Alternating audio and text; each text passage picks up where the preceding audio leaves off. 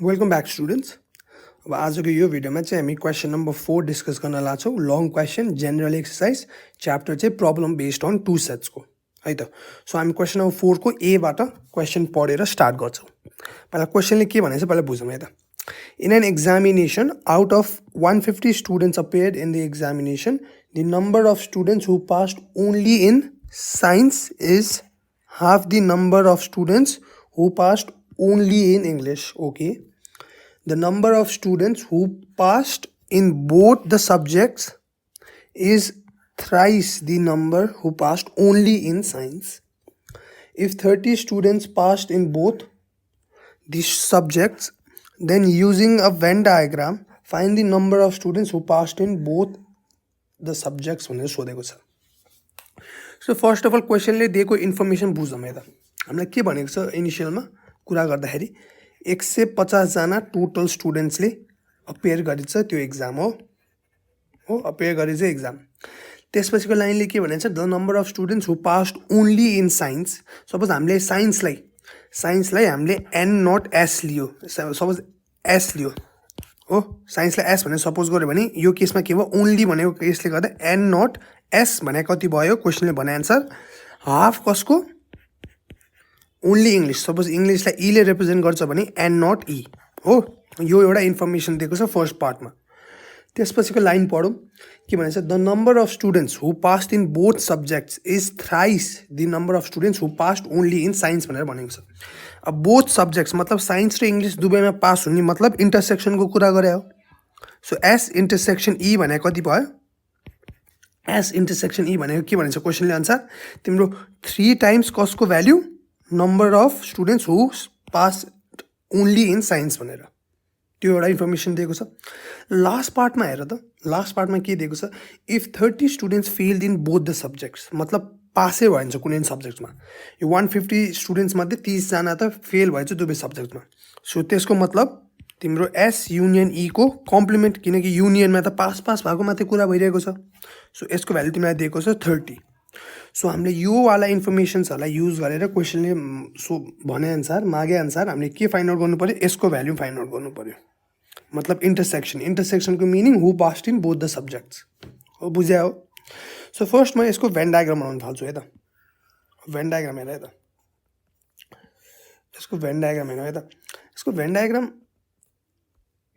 को कुरा गर्ने हो भने हामीले एउटा साइन्स लियो, अलिकति भने सर्कल बनाऊँ होइन, साइन्स लियो फर्स्ट अफ अल होइन। त्यसै गरी हामीले फेरि के लियो इङ्ग्लिस लियो हो। साइन्स र इङ्ग्लिस हेर है, यसलाई मैले एस यसलाई ई र यो यु भयो। क्वेसनले के भनेको छ 150 जना त दुवै एक्जाममा फेल भयो, मतलब दुवै सब्जेक्ट्समा फेल भयो, मतलब यो सर्कलभित्र इन्क्लुड हुने भएन, त्यो बाहिर हुने भयो। त्यसको भ्याल्यु कति छ 30 हो। क्वेसनले अर्को भनेको छ n not s. N not s भने कुन भ्याल्यु हो त, यो भ्याल्यु जसमा इन्टरसेक्सन इन्क्लुड हुँदैन, यो भ्याल्यु हो एन नट एस भनेको यतापट्टिको मात्रै। त्यो भने 1/2 n not E. N not E भने कुन हो त भनेको चाहिँ ओन्ली इङ्ग्लिसमा पास भएको स्टुडेन्ट्स, त्यो भने इन्टरसेक्सन इन्क्लुड भएन भने यो भाग हो। र हामीलाई क्वेसनले एक्चुअलमा सोधेको के छ number of students who passed in both the subjects भनेर खास क्वेसनले सोधेको त्यो छ। त्यसको मिनिङ कुन भ्याल्यु फाइन्ड आउट गर, कता कुन चाहिँ एरिया, यो भेन डायग्रामको फाइन्ड आउट गर भन्न खोजेको यो एरिया, यो देख्छौ यो बिचको दुईटैको कमन एरिया हो त्यो। किन दुवै सब्जेक्टमा पास हुनु त त्यहाँ त्यो भ्याल्युमा तिनीहरूको भ्याल्यु त यो वाला एरियामा आएर स्टोर हुन्छ नि त, बुझ्या हो। सो क्वेसनले सोधेको त्यो छ। सो अब हामी यसैलाई ट्याकल कसरी गर्ने भन्ने कुरा आउँछ। फर्स्ट अफ अल हामीलाई यो दुईवटा सर्कल, यो होल सर्कल छ दुईवटा, यो दुईवटा सर्कल मिनिङ पास भएको स्टुडेन्ट्सहरूको भ्याल्यु कति छ भन्ने हो। टोटल स्टुडेन्ट्स कति छ 150, त्यसमा 30 जना त फेल भएको छन् भनेछ। सो त्यो निकाल्न त भेरी सजिलो छ। मतलब यो भ्याल्यु निकाल्न मतलब पास भएको स्टुडेन्ट्सहरूको भ्याल्यु निकाल्न के गर्नु पर्यो, टोटल स्टुडेन्ट्सलाई मैले एनयुले रिप्रेजेन्ट गर्छु भने त्यहाँबाट के भयो फेल भएको स्टुडेन्ट्स मतलब एस युनियन ई को कम्प्लिमेन्टलाई डिडक्ट गर्नु पर्यो। सो 150 माइनस 30 भनेको 20 आयो, 120 आयो होइन, बुझ्यो। सो तिम्रो टोटल स्टुडेन्ट्स मतलब त्यो दुईवटा सर्कलको भ्याल्युको कुरा गर्ने हो भने 120 हुँदो रहेछ। अब 120 भएर मात्रै पुगेन, तिमीलाई यहाँनिर त क्वेसनले त दुईटै सब्जेक्टमा पास भएको कुरा फाइन्ड आउट गर भनेर भनेको छ नि त। सो हामीलाई क्वेसनले केसको टर्म्समा भ्याल्यु दिइरहेको छ त्यो पहिला बुझ्नु पर्यो। हामीलाई एन नटको केस दिइरहेको छ हेर। सो हामीले के गर्नु पर्यो, यो युनियनको फर्मुला पनि एन नटवाला युज गर्नु पर्यो। मिनिङ तिम्रो अब यो वाला 120 भ्याल्यु थाहा पाइसक्यो। अब तिमीले के गर्नु पर्यो नेक्स्ट स्टेप त तिमीले मेन स्टेप के हुन्छ अब तिम्रो एनएस युनियन ई भनेको के हो त मतलब सर्कलको भ्याल्यु कसरी जस्टिफाई गर्न सक्छौ। एन नट एस मतलब मैले यो वाला एरियाको मात्रै भ्याल्यु लिएँ फर्स्ट अफ अल यतापट्टिको, त्यसपछि के गर्नु पर्यो मैले फेरि प्लस एन नट ई लिएँ मतलब यो येल्लो वाला एरियाको मात्रै भ्याल्यु लिएँ मैले। त्यसपछि सर्कलमा अझ एउटा भ्याल्यु त हामीले लिएपछि मात्रै होल कम्प्लिट भयो नि त युनियन। त्यो कुन हो यो इन्टरसेक्सन, त्यो इन्टरसेक्सनको भ्याल्यु पनि एड गर्नु पर्यो। सो यो तिनवटा एड गर्दाखेरि के भयो तिम्रो बल्ल युनियनको भ्याल्यु आयो हो। अब यहाँनिर हेर है हामीले के गर्नु पर्यो भन्दाखेरि चाहिँ यो केसमा हामीलाई यसको भ्याल्यु थाहा छ 120 तर यिनीहरूको भ्याल्यु कसैको पनि थाहा छैन। सो हामीले के गर्नु पर्यो सकेसम्म धेरै भेरिएबल भन्दा पनि एउटा इक्वेसनमा एउटा मात्रै अननोन भेरिएबल राख्नु पर्यो। सो हामीले के गर्छौँ यसको एन नट ई को रिलेसन आउँछ एन नट एसको रेफरेन्समा आउँछ। कसरी यो यता गयो भने तिम्रो के हुन्छ एन नट ई भनेको 2 टाइम्स एन नट एस आउँछ हो। त्यो रिलेसन हाल्न मिल्यो मतलब एन नट ई को ठाउँमा हामीले 2 एन नट एस हाल्न थाल्यो पाइयो। एन एस इन्टरसेक्सन ई को ठाउँमा हामीले डाइरेक्टली यो क्वेसनले दिएको छ 3 टाइम्स एन नट एस हाल्न पाइयो। सो त्यो हाल्दाखेरि यो होल इक्वेसनमा हामीलाई एउटा मात्रै अननोन भ्याल्यु हुन्छ त्यो भने एन नट एस। त्यसरी फर्स्ट अफ अल हामीले एन नट एसको भ्याल्यु फाइन्ड आउट गर्छौँ। वान्स तिमीले एन नट एसको भ्याल्यु फाइन्ड आउट गर्यो भने तिमीलाई सिम्पली क्वेसनले सोधेको छ who passed in both the subjects मतलब हामीले यो वाला फेजमा ल्याएर त्यसको भ्याल्यु रिप्लेस गर्न सक्छौ यसको ठाउँमा। त्यो गर्दा बित्तिकै तिमीलाई एन नट एसको डाइरेक्ट न्युमेरिक भ्याल्यु आउँछ जुन तिमीलाई क्वेसनले अल्टिमेटली सोधेको हो है त। सो हामी त्यसरी प्रोसेस अगाडि बढाउँछौँ। हेर है त अब हामी सल्युसनतिर जान्छौँ फर्स्ट अफ अल हो। हामीले पहिला गिभनहरू लेख्नु पऱ्यो होइन त्यो कहिले नबिर्स नि। अब हेर होइन सल्युसन गिभन गिभन के छ तिमीलाई एनयु दिएको छ 150 टोटल स्टुडेन्ट्स एक्जाममा अपेयर भएको।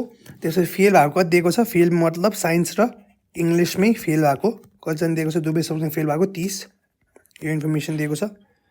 तिमीलाई अर्को केस के दिएको छ एन नट एस भने 1/2 एन नट ई।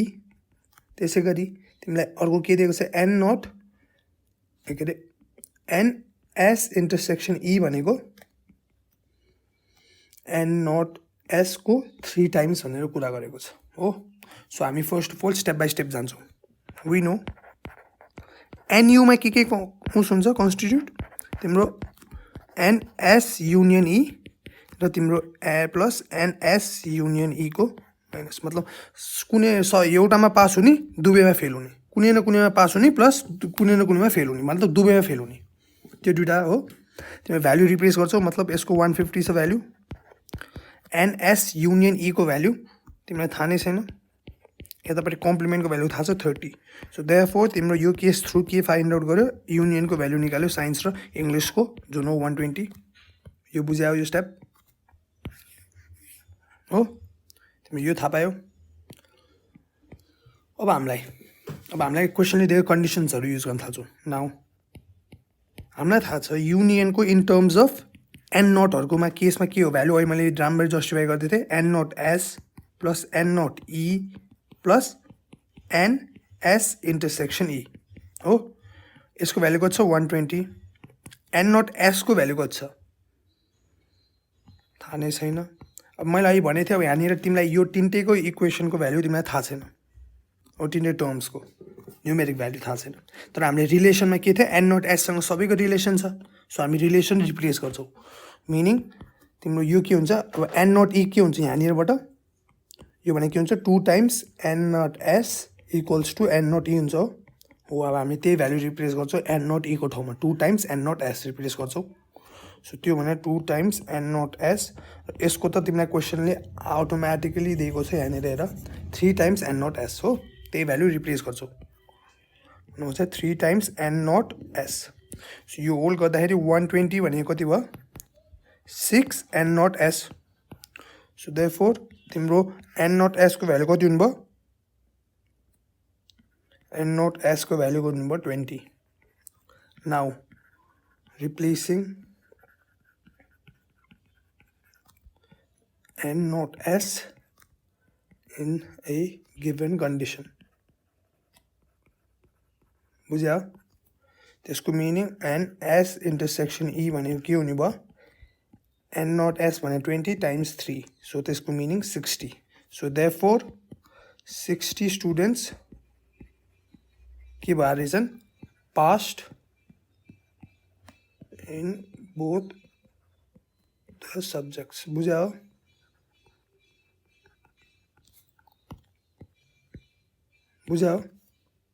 सो यो हो तिम्रो अल्टिमेट एन्सर हामीले भेरी सिम्पल छ क्वेसन नम्बर अगाडि 1 2 3 भन्दा मेरो विचारमा 4 धेरै सिम्पल छ है त कन्डिसन बुझ्ने कन्डिसन कता युटिलाइज गर्ने त्यो एउटा कुरा बुझ्दा बित्तिकै त्यो एउटा कुरामा क्ल्यारिफिकेसन पाउँदा बित्तिकै तिमीले आरामले यसको सल्युसन गर्न सक्छौ है त यो कन्डिसनलाई युज गर्न सिक्यो भ्याल्यु रिप्लेस गरेर हैन सो हामी के भन्छ क्वेसन नम्बर 4B मा जान्छौँ 4B क्वेसन पढौँ है त फर्स्ट अफ अल 4B ले के भनेछ in an examination out of 200 students appeared in the exam the number of students who passed only in science is 1/3 of the number of students who passed only in mathematics.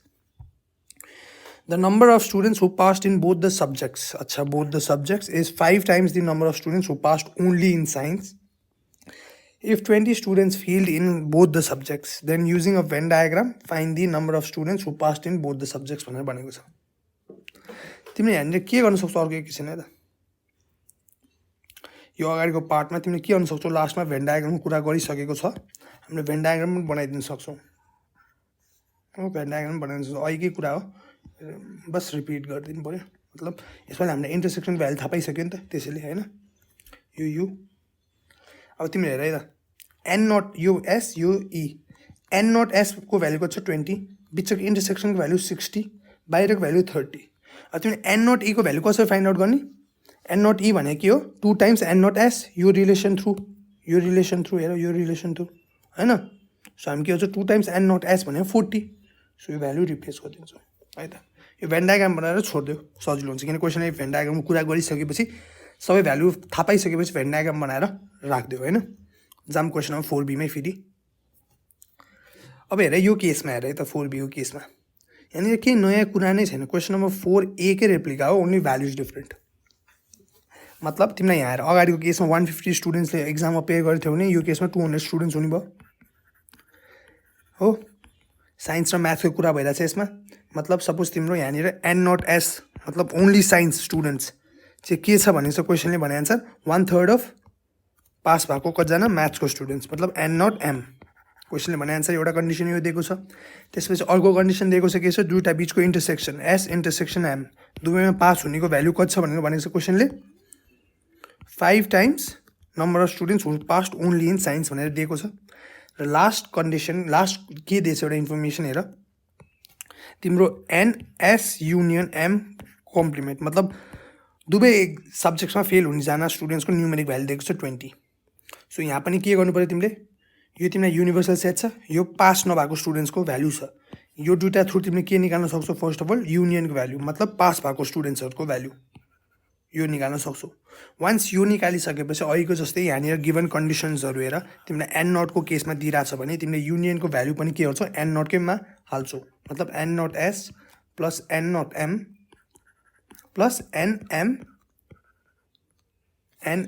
S intersection M हो अब यहाँ पनि तिमीले के गर्नु पायो तिमीले N0S लाई मात्रै आइसोलेट गर्न पायो मतलब NM को रिप्लेसमेन्ट गर्ने N0S को रेफरेन्समा यहाँ पनि N0S को रेफरेन्समा रिप्लेस गर्ने मतलब NM भने कति हुन्छ N0S 3 times N0S हुने भयो जब यो हेर्दै जान्छ भनेपछि यहाँनिर तिमीले त्यो भ्यालु ल्याउन सक्छौ NS इन्टरसेक्सन M को भ्यालु तिमीलाई क्वेसन दिएको छ 5 times N0S त्यो भ्यालु यहाँ रिप्लेस गर्छौ र फर्स्ट अफ अल तिमीले N0S निकाल्छौ वान्स तिमीले N0S को न्युमेरिक भ्यालु निकालिसकेपछि अगाडि गरे जस्तै त्यो भ्यालुलाई यो कन्डिसनलाई रिप्लेस गरिदिन्छौ र NS इन्टरसेक्सन M को भ्यालु निकाल्छौ जुन क्वेसनले सोधेको र त्यसको कन्क्लुजन लेखेपछि फाइनली तिमीले के गरिदिन सक्छौ यसरी भेन डायग्राम बनाइदिन सक्छौ है त सो क्वेसन नम्बर 4B पनि भेरी सिम्पल मेरो विचारमा 4A बुझ हैन 4B मा ल्याएर त्यो कुराको प्र्याक्टिस गर है त सो अब यसपछिको भिडियोमा चाहिँ अर्को क्वेसन कभर गर्छु तबसम्म किप लर्निङ किप वर्किङ जय नेपाल